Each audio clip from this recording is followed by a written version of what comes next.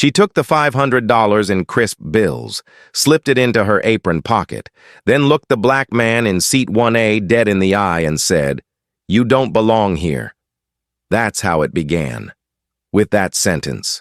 Sharp, intentional, cold. A white-gloved hand moved to the overhead compartment as if adjusting it for passenger safety. But really, it was just a stall. Just long enough for her colleague to prepare the forged seat reassignment form. Just long enough for them to get ready to humiliate the one man who, in just 10 minutes, would end their entire careers. They didn't know, not yet, that the passenger they were trying to eject from first class wasn't just any man in a tailored Navy suit.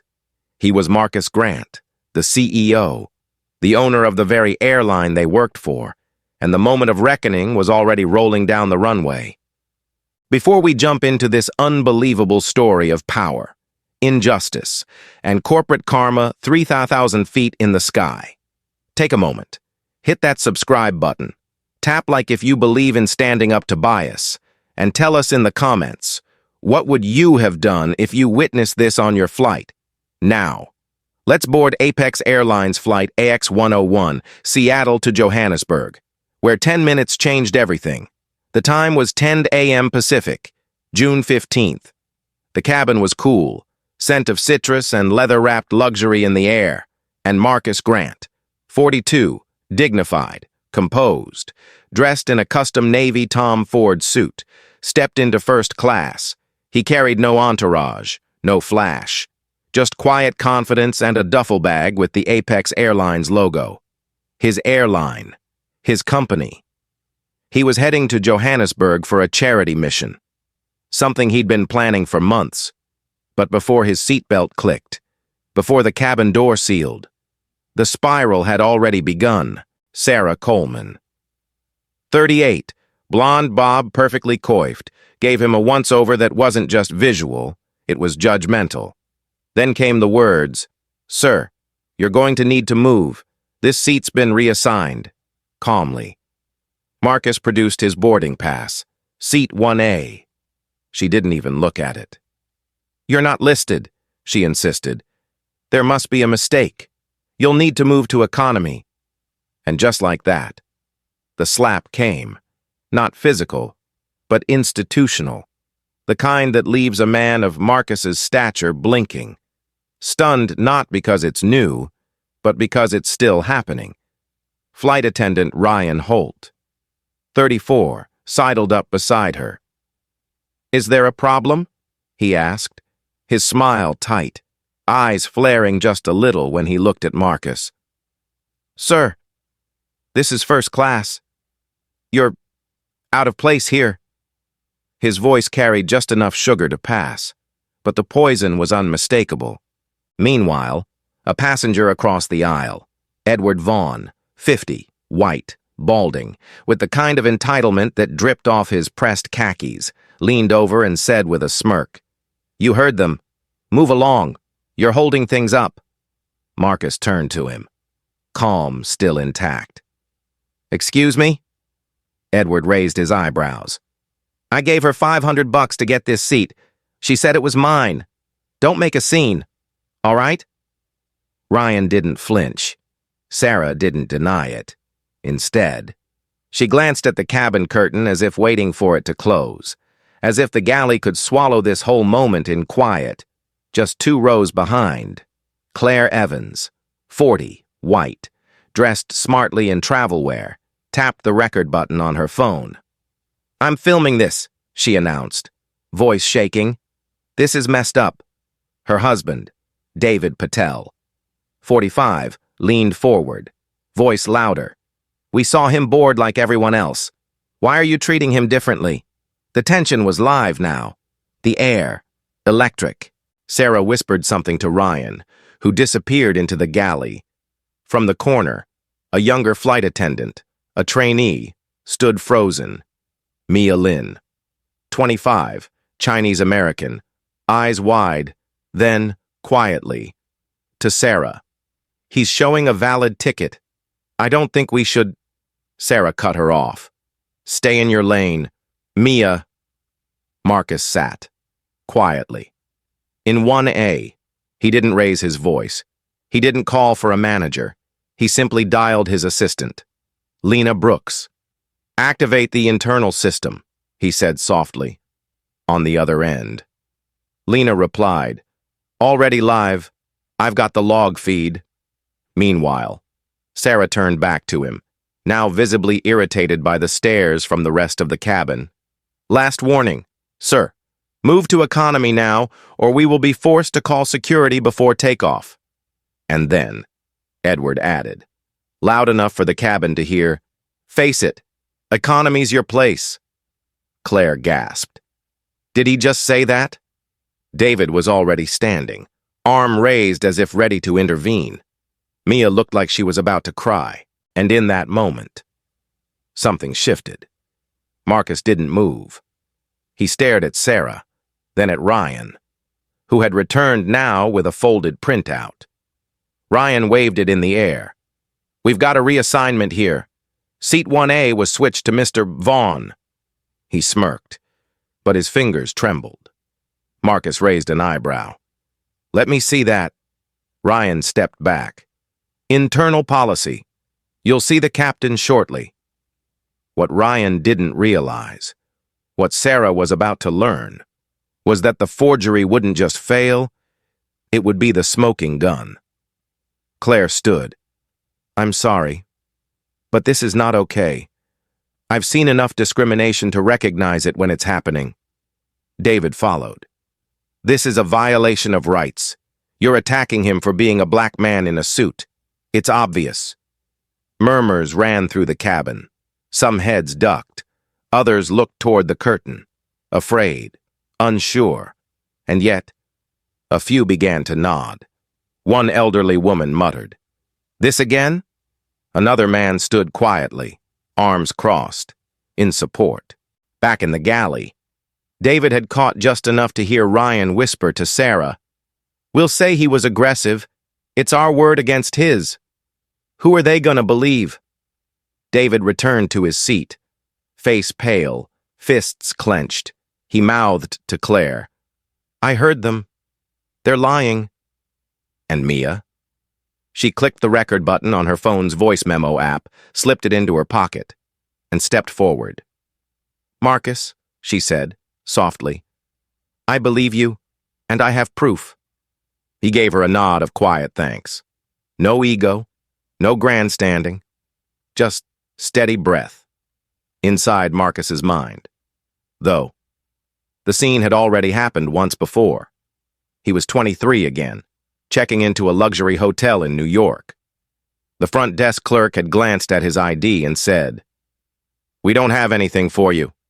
"Sir, are you sure you're in the right place?" Same tone, same judgment.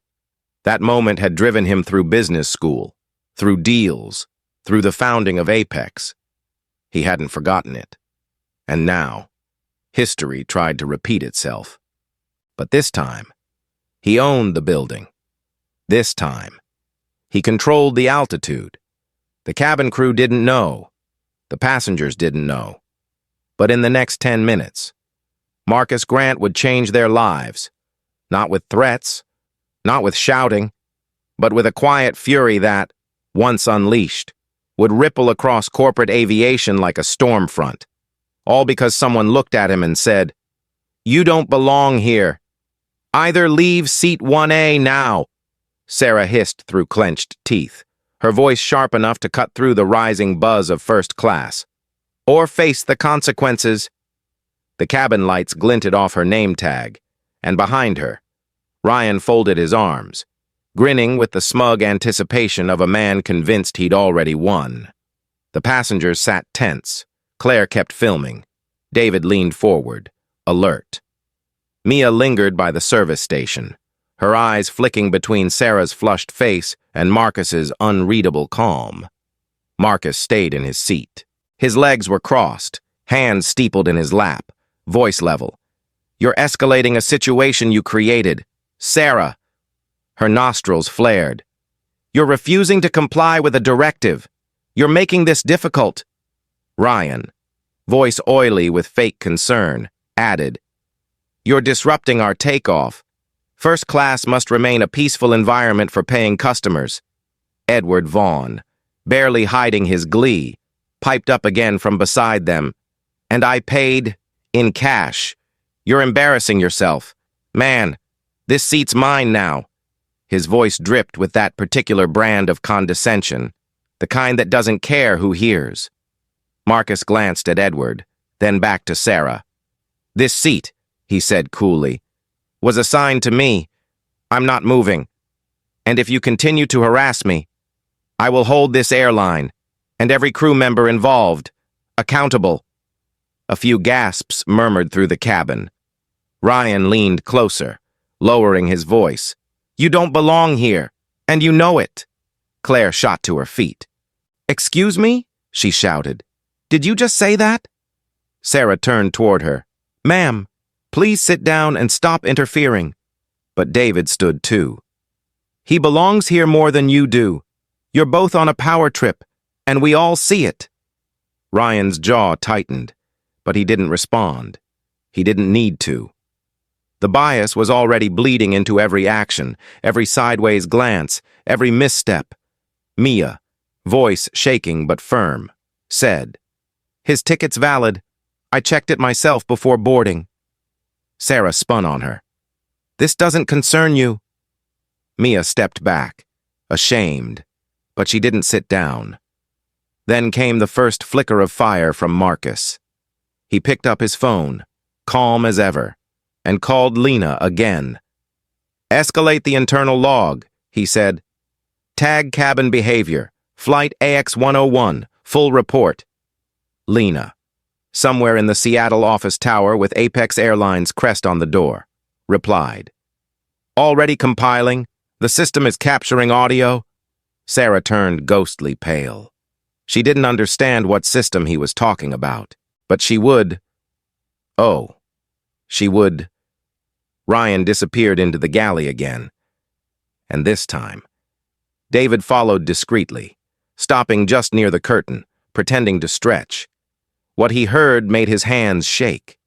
Ryan, laughing under his breath, said to Sarah, Let's just say he was being aggressive.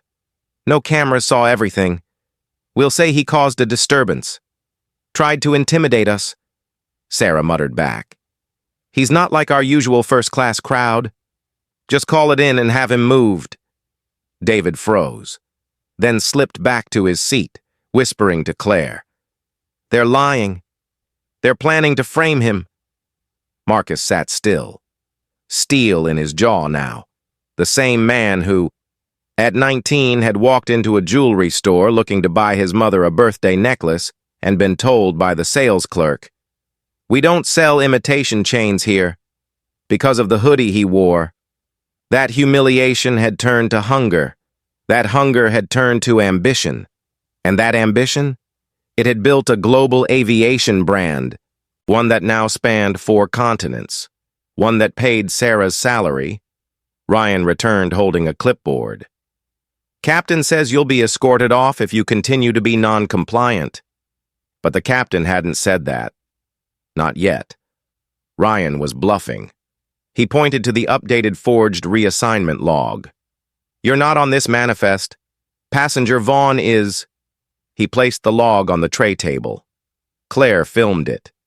Is that a real log? She asked, narrowing her eyes. Because I know forgery when I see it, David added. You really want to explain this to the FAA later? Sarah ignored them both. Sir, she snapped at Marcus. Last warning. Marcus smiled faintly, a blade wrapped in silk. You've already made your mistake. Sarah, every moment from here is just evidence. Mia stepped forward again, this time bolder. This isn't right, she said, loudly enough for nearby passengers to hear. There were prior complaints about Sarah's conduct. I know because I reviewed them during training. Management never followed up. Sarah's face flushed. That's slander. Mia didn't flinch. It's documented, and I'm recording now. She tapped her blazer pocket. The whispers around them grew. Someone in row 2 whispered. Did you hear that? They've been reported before, a woman in row 3 muttered. It's always the same pattern. Marcus looked to Mia. Thank you, he said, and that moment, just 3 words, gave Mia the courage she needed. Edward, meanwhile, leaned back in his seat, arms folded behind his head like he owned the aircraft. This is a circus. You people make everything about race. The cabin went dead silent. Claire turned the camera straight on him.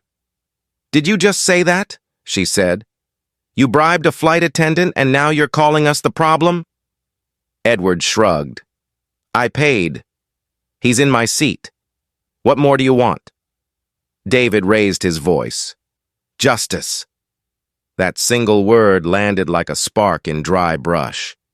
Passengers began murmuring louder. A man in the back shouted, Let him stay! Someone else clapped. The cabin wasn't just watching now, they were choosing sides. Sarah turned back to Marcus, face tight. You're making a scene, she snapped. Marcus shook his head. No, Sarah, you made the scene. I'm just sitting in the seat I paid for. His voice was low, but every word carried. And let me be clear, if you put your hands on me, or call security, or falsify one more document, I will shut this entire operation down from my phone before we reach 1,000 feet. Ryan laughed nervously. Who do you think you are? Marcus leaned forward. You'll find out soon. And at that moment, you could feel it. The cabin turning, not just the passengers, but the atmosphere itself. People shifting, eyes narrowing, truths sinking in. Sarah suddenly seemed smaller, Ryan less confident, and Mia, standing there, young, unranked, but brave, was becoming something greater. What would you say to Sarah's bias right now?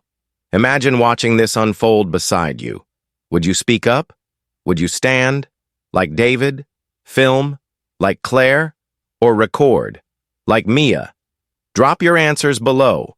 Let your voice be part of this moment, because silence is no longer an option. The intercom cracked to life with an icy chime, and Sarah's voice rang across the cabin like a courtroom gavel. Attention passengers, we are experiencing a delay due to a non-compliant guest in seat 1A who is refusing to move to their reassigned seat in economy.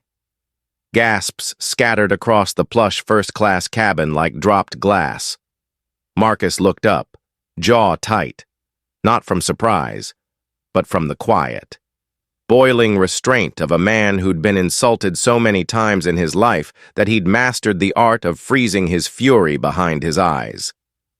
This is outrageous, Claire Evans shouted, standing up, her phone still recording. He didn't refuse anything. You're lying. Sarah ignored her, adjusting her scarf as if this were just another routine flight and not the unraveling of her career. Ryan stepped forward from the galley again, this time not smiling. Security will meet us at the gate if he doesn't comply. Last chance. Mr. He paused. He didn't even know Marcus's last name. Grant, Marcus said coldly, finishing it for him. My name is Marcus Grant. Ryan smirked. Well, Mr. Grant, let's not make this difficult. Edward Vaughn, oozing with confidence from 1B, chuckled and muttered, He's not first-class material, and you all know it. And just like that, the simmer exploded. He belongs here more than you ever will, David Patel snapped, standing up, voice reverberating through the cabin. You bought a seat with a bribe. That doesn't make you better. It makes you part of the problem. Edward shrugged. What problem? I paid. They accepted. That's called business. A murmur of disgust moved through the rows like a wave. Another passenger stood up. Then another. A middle-aged woman with silver hair near the front said, I've flown this route for 10 years. I've never seen a passenger treated this way. Sarah turned, flustered. Please return to your seats. You're all interfering with flight operations. But they didn't sit. In fact, they stepped into the aisle, subtly creating a wall between Marcus and the crew. Mia stepped forward again, her voice clearer now, her fear overridden by righteous adrenaline. "I have a recording," she said, her hand resting over her phone in her pocket, "of Ryan mocking Mr. Grant and of Sarah saying she was going to teach him a lesson." A few passengers gasped. Claire stopped filming and just stared at Mia, stunned. "You what?" "I recorded it," Mia repeated. "In the galley, when they thought no one was listening." Ryan turned pale. "You can't record crew. That's against protocol. Discrimination is against federal law," Mia shot back. "Which one do you want to argue in court?" Sarah reached out as if to grab her, but Marcus stood suddenly, calm but commanding, his presence snapping into sharp relief. "Touch her," he said, voice velvet but lethal. "And you'll leave this aircraft in handcuffs." For a moment, no one breathed. Then Ryan snapped. "You're threatening a flight attendant now? That's a federal offense." Marcus didn't blink. "What you've done," he said, "is a federal offense. Falsifying a seat log, accepting bribes, targeting a passenger based on race, and slandering me publicly over the intercom." He paused. "It's all recorded. It's all logged. And when we land, none of you will be employed." Ryan looked toward the front, but the cockpit door remained closed. Sarah whispered, "We'll say you were aggressive. They'll believe us." Claire raised her phone. "Not this time. Not with all of us watching. Recording. Speaking up." David's voice cut in again. "I overheard them in the galley. They were planning this." Murmurs swelled louder. One man in row 3 began chanting, "Let him stay!" Another woman shouted, "Stop the discrimination!" Ryan's eyes darted across the cabin. He was losing control. Sarah looked stricken. Edward had gone silent. The dynamic had flipped, without a punch, without a scream, just the undeniable gravity of truth, and a cabin full of witnesses who weren't afraid to call it out. Sarah moved to grab the intercom again, but Marcus spoke first. "This seat," he said, loud enough for all of first class to hear, "was paid for, assigned, and logged in my name. And your actions today have put this airline at risk. Not because I'm unruly, but because you couldn't accept that a black man might belong in 1A. Mia looked at him like he was a lighthouse in the storm. Claire lowered her phone, visibly shaken.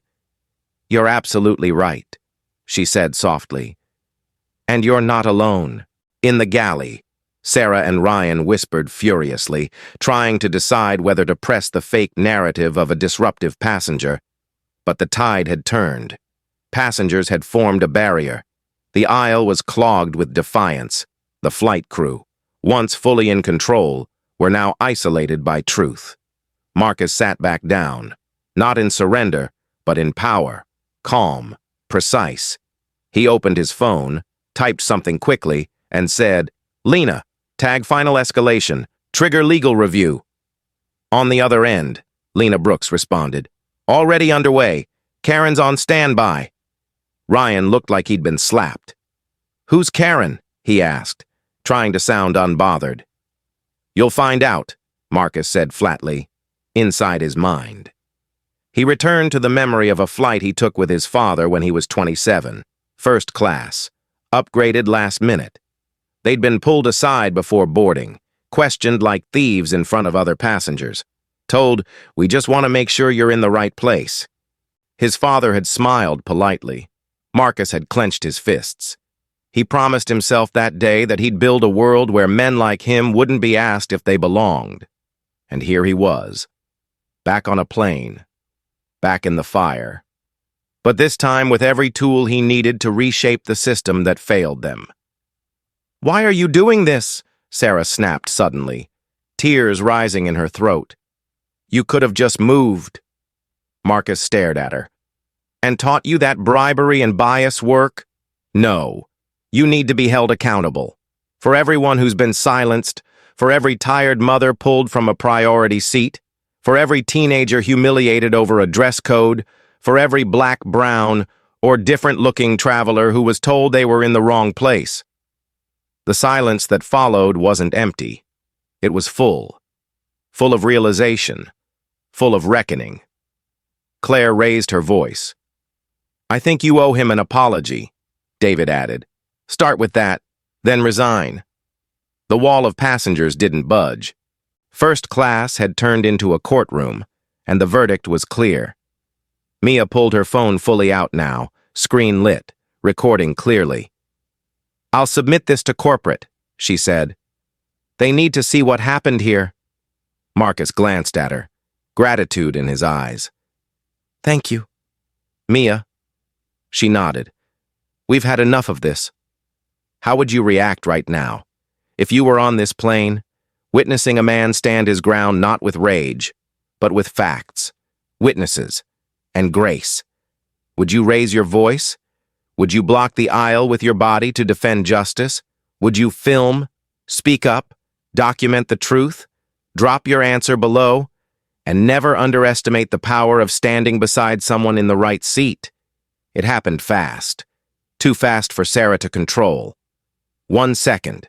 She was reaching out to grab Marcus by the arm. And the next. David Patel stepped into the aisle, hand raised, blocking her with a voice that thundered louder than the engines. "Don't you touch him!" She froze, startled by the force in his words. The rest of the cabin shifted like a wave. Claire moved closer. Mia stood between Marcus and Ryan, and a man from row 3 physically stepped into the narrow corridor, saying, "No one lays a hand on that man." Ryan's voice cracked with desperation as he lunged forward, grabbing Marcus by the wrist. "You're coming with me to economy." But Marcus didn't move. He didn't flinch. He simply turned and said, "Let go." And that's when the cabin erupted. A woman near the back screamed, "Stop him!" And a chorus of voices rose at once, overlapping, undeniable. "That's assault! Call the captain! We're not letting this happen!" And just like that, the human barrier solidified, passengers stepping forward, arms out, backs straight, bodies forming a protective ring around Marcus like a living shield. Ryan staggered back, his grip broken not by force, but by the sheer presence of dozens of witnesses who refused to let racism wear a uniform unchecked. Sarah looked to the intercom again, but a passenger near the front reached up and yanked the handset cord free. "You've said enough," he growled, in the center of it all. Marcus stood like a mountain, calm, composed, but no longer silent. His voice rang out, commanding yet restrained. "You violated every principle of aviation ethics. You accepted a bribe. You falsified documentation. You tried to physically remove a valid, ticketed passenger based on race. And worst of all, you did it in front of witnesses." Sarah's lips trembled. "You're blowing this out of proportion." But Mia spoke next, lifting her phone. "No, Sarah, this is exactly the proportion it deserves. I have your voice. I have your bias. And now, the world will hear it." Her voice cracked, but she didn't stop. Behind her, David shouted, "You lied, you schemed, and now you're caught." In the galley, another flight attendant peeked out, one who had stayed silent until now. A young man, maybe mid-20s, clearly shaken. "I didn't know," he stammered. "I just saw Sarah switch the clipboard. I thought it was a mistake." "It wasn't," Marcus said. "It was a setup." And with that, he raised his phone again and pressed redial. Lena answered instantly. "Lena," Marcus said calmly, "prepare the internal system for termination protocol. Put Karen on standby. We're initiating a level 4 escalation." There was a pause. Then Lena replied, "Understood. Karen's on the line." A new voice entered the call. Sharp, composed, female. "This is Karen Walsh, board executive. Proceed. Marcus." Every passenger nearby stiffened. Sarah blinked. "Karen who?" Marcus turned to her. "The person who will be approving your termination within the next 10 minutes. Sarah stumbled backward as if slapped. Ryan looked stunned. What? Termination?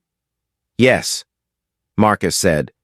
For cause, for misconduct, for bias, for placing this airline at risk of legal exposure and reputational collapse, Claire gasped, realizing the full weight of what was unfolding. Wait, are you saying you— I own Apex Airlines, Marcus said, voice steady, measured. Every plane, every seat, every decision, including who remains employed. A hush fell. Even Edward looked stunned, shrinking in his seat like a man who'd just realized the casino chips he used to bribe the dealer were counterfeit. Sarah tried to stammer something. Anything. You can't just— I can, Marcus interrupted. And I will. He turned to Mia. You stood up, you spoke out, you did what your seniors wouldn't. Effective immediately. I'm authorizing your promotion. Lena will process the transfer paperwork before we land. Mia's eyes welled with tears. Thank you, sir. David laughed, not mockingly, but in sheer disbelief. This is the greatest plot twist I've ever seen on a plane. Claire, still filming, whispered. And the most satisfying. Sarah looked broken now. Her shoulders curled inward. Ryan had backed up near the curtain, looking like he wanted to disappear. But it wasn't over. Not yet. Another passenger. A woman from row 5 stepped forward, her voice trembling. I overheard Sarah last flight. She was mocking another black passenger in the galley. I didn't say anything then. I'm sorry. But now I have to. Marcus nodded. Thank you. That broke the final wall. A middle-aged man near the front pulled out his phone. I've been flying Apex for years. I always suspected something was wrong with how first class treated people of color. Today proved it. Mia stepped beside him. Help me send it all in, she said. Every audio clip, every image. We'll send it through the internal system. Marcus raised his phone again. Lena, are you logging everything? Yes, Marcus, Lena said. Karen has seen the transcript. The board is watching live. Full backing for your decisions.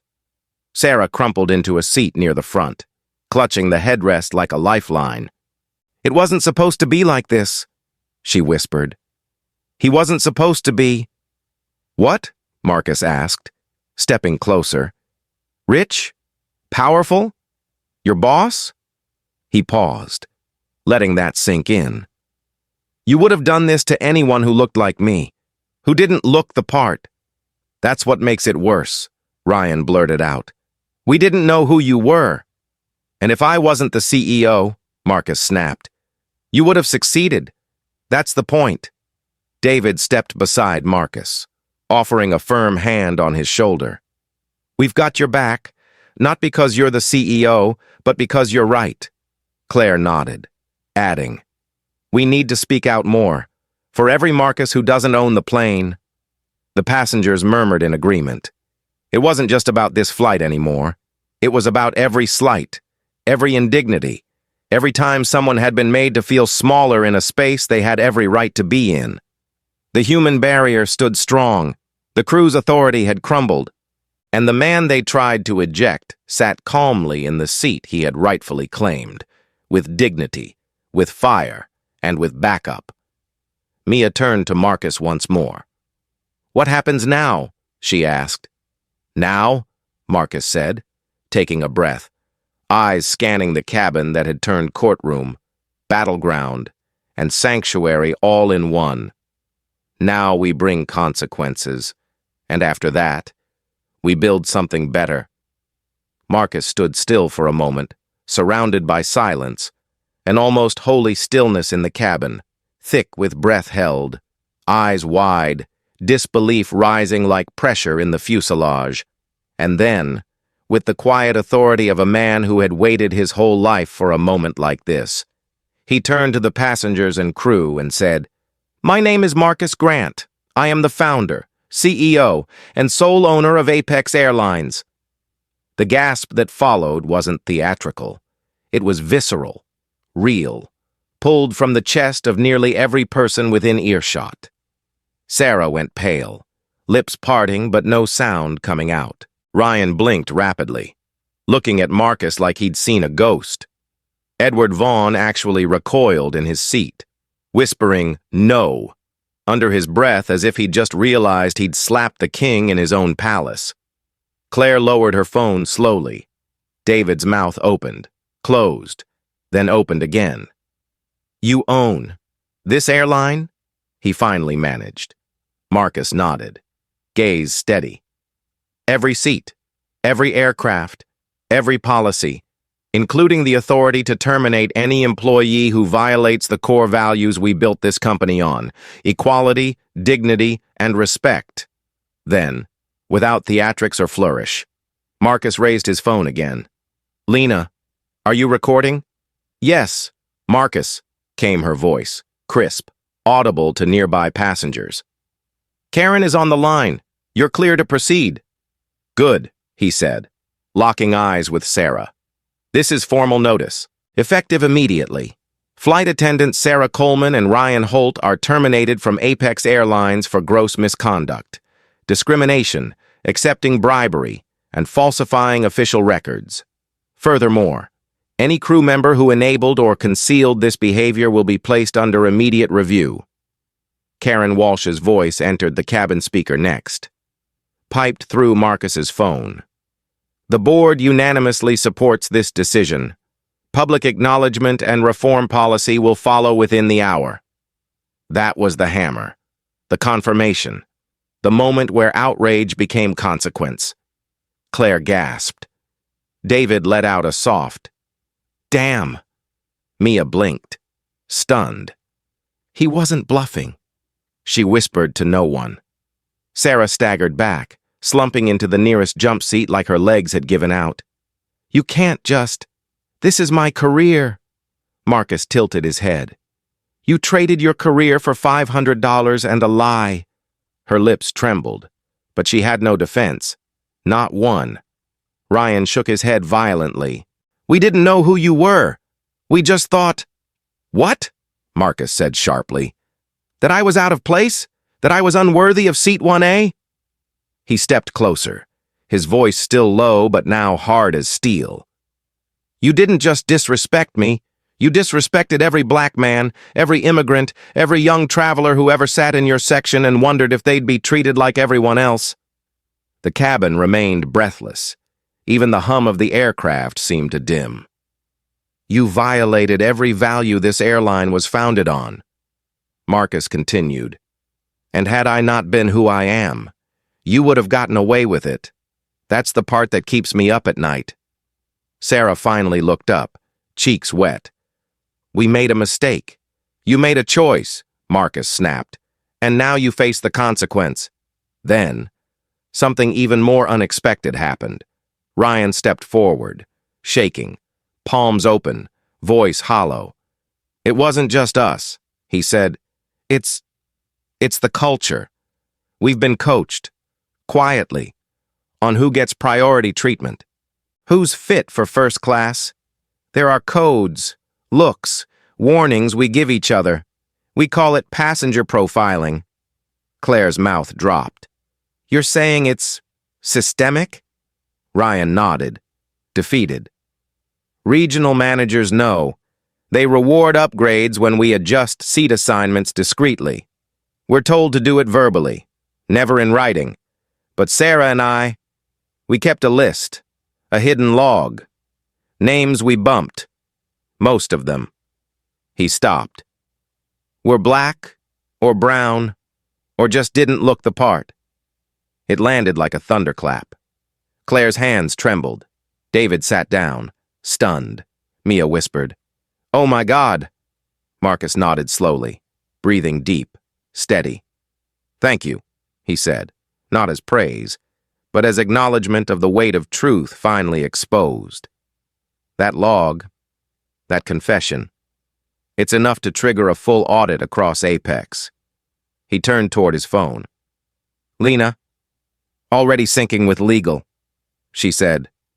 Internal audit team notified. Karen is authorizing emergency compliance reform. Karen's voice came back through the phone. This seals it. Marcus, implement the terminations. Initiate public apology. You have the board's full support. And Mia? She blinked, startled. Yes? You'll be our liaison for the internal reform rollout. If you accept... Mia's voice caught in her throat. I do...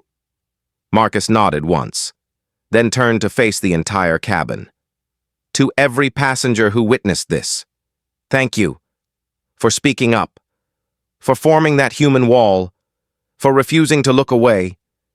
You reminded me why this airline exists, not just to move people, but to uplift them. Claire put a hand to her chest. David wiped his eyes discreetly. The woman in row 5 whispered, It's like watching the world tilt back into place. Edward, still slouched in disbelief, muttered, This is insane. Marcus turned to him. You're banned from future Apex flights. Your money bought you a seat, but your actions bought you a lifetime exile. Edward tried to protest, but his voice cracked, and no one listened. For the first time since takeoff preparations, he looked very small, very unimportant. Sarah finally spoke, her voice hoarse. I wasn't always like this. I just wanted to belong. Too. Marcus looked at her, not unkindly, but with no room left for leniency.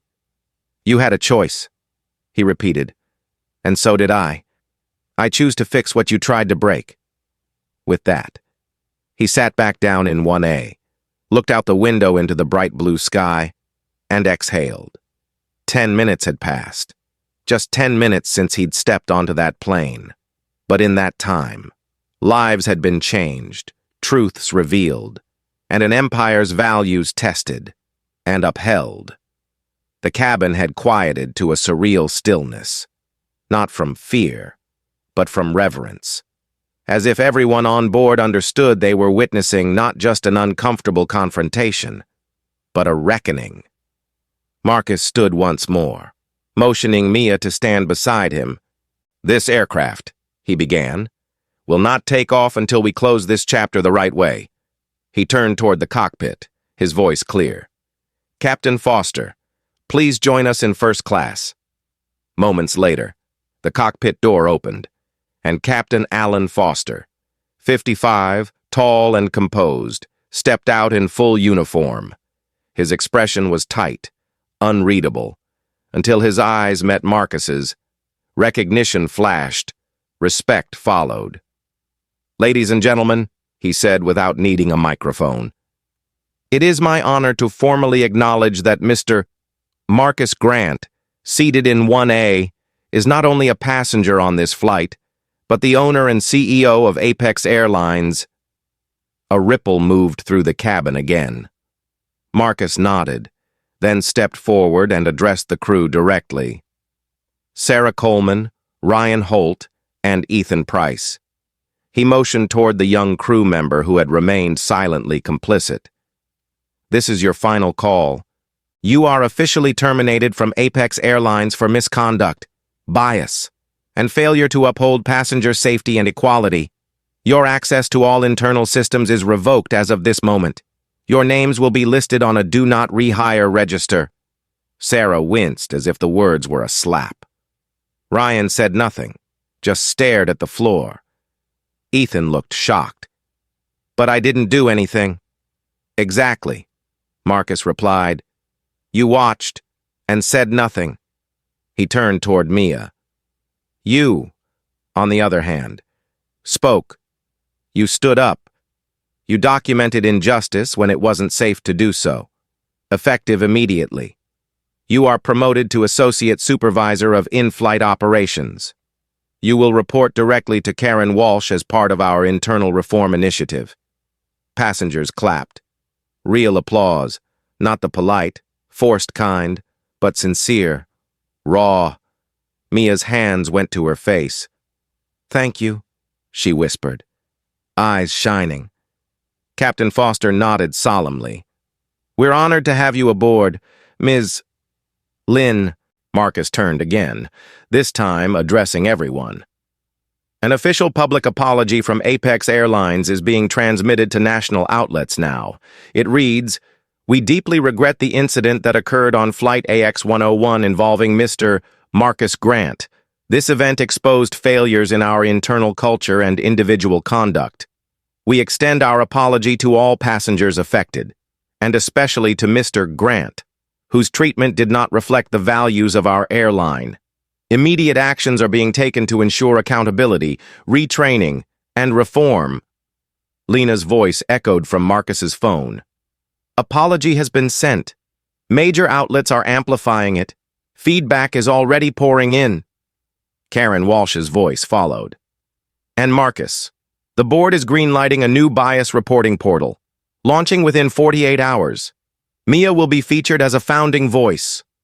A woman in row 2 clapped again, rising to her feet. "About time someone in power did something real." Marcus inclined his head slightly. "We're not perfect, but we will be better." Then the silence broke. Again, but this time not from applause, or intercoms, or accusations. From Sarah, slouched in the jump seat, voice barely a whisper. "We covered it up," she said. The room fell silent again. "There were others," she continued. "Past flights. We forged logs. We adjusted seating assignments based on appearances. We even swapped boarding times to avoid paperwork. The system allowed it. No one stopped us. We were never caught. Until now." Ryan covered his face with both hands. Ethan looked away. Claire, filming again, just whispered, "Jesus." Marcus didn't flinch.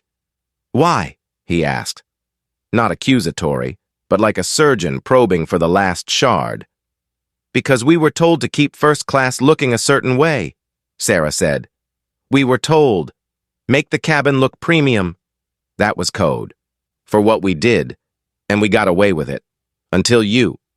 She looked up at him then, eyes red, face hollow. "You weren't supposed to be the owner." Marcus took a breath, deep and controlled. "And if I hadn't been, you'd be in economy, maybe off the flight," she said. "No one would have believed you." The cabin murmured. One man whispered. "She admitted it," another woman said. "That could have been me. Or my son." Marcus turned to Karen's voice on the line. "You heard that?" "We all did," Karen replied. "The reform plan just doubled in scope. Consider this your turning point." Mia stepped forward now, stronger than before. "Let's stop hiding the problem behind policy," she said. "Let's admit what this really was. Bias, quiet, polite, uniformed, but still bias." Marcus nodded. "Well said." Then, loud enough for the entire cabin to hear, he declared, "This is no longer just a firing. This is the start of a systemic cleanse, and it begins right now." The cabin had transformed. Once a stage for humiliation, it now sat cloaked in quiet reflection, like the moments after a powerful storm, air still charged, but clear. Sarah, Ryan, and Ethan had been escorted off the aircraft by ground staff after it taxied back to the gate. No applause, no anger, just silence, the kind that follows accountability. Marcus remained seated in 1A, no longer needing to assert his place. It was understood. Across from him, Mia Lynn scribbled notes into a provided Apex incident logbook, now promoted and acting with the weight of responsibility that most wouldn't envy, but she carried like armor. Claire, David, and the other passengers returned to their seats. But they weren't the same people who boarded that morning. They had seen truth up close, ugly, institutional, and exposed, and they had chosen to speak against it. As the flight resumed boarding with a replacement crew, Captain Foster returned to the intercom and read a message approved by Marcus and Karen Walsh. We thank you for your patience during a necessary delay. Today, Apex Airlines reaffirms our commitment to equity, transparency, and safety, not just in the sky, but in every part of our journey. And with that, the plane rolled down the runway and lifted into the sky, not just toward Johannesburg, but toward something more just.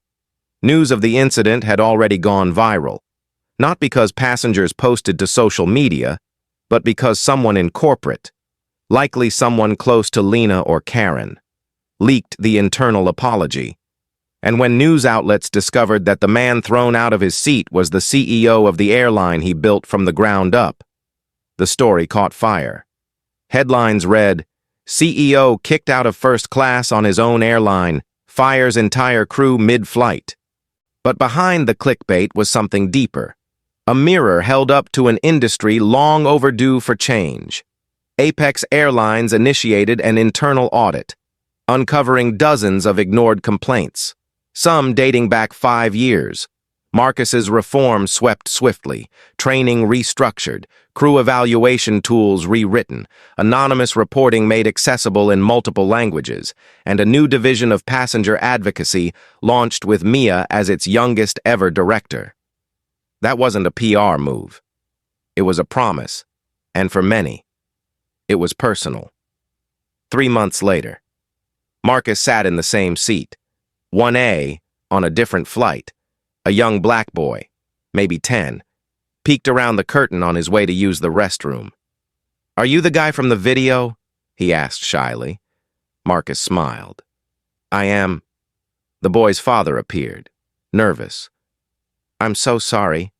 He's just curious." "It's okay," Marcus interrupted, kneeling to eye level. "Curiosity built this airline." He reached into his briefcase and handed the boy a custom pin, Apex's new logo, now redesigned with a multicolored wingtip symbolizing unity. "You can sit here one day too." The boy beamed.